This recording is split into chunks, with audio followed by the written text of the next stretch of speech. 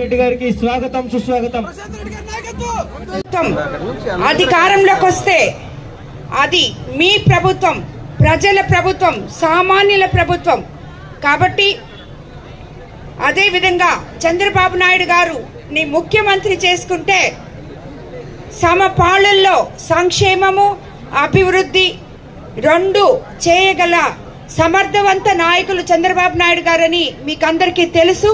ఎందుకంటే గతంలో 14 సంవత్సరాలు ఆయన ముఖ్యమంత్రిగా ఉన్నప్పుడు మీరు అవన్నీ చూస్తున్నారు.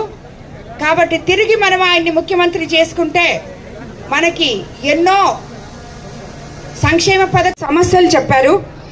ఈ వార్డులో నివసిస్తున్న క్రిస్టియన్ మైనారిటీలకు శ్మశాన వాటిక లేక అంత్యక్రియల సమయంలో చాలా ఇబ్బంది పడుతున్నారని విన్నాను. మనం అధికారంలోకి వచ్చాక వార్డులో మొట్టమొదటిగా క్రిస్టియన్ బరియల్ గ్రౌండ్ ఏర్పాటు చేస్తాను మీ అందరి ముందు హామీ ఇస్తున్నాను.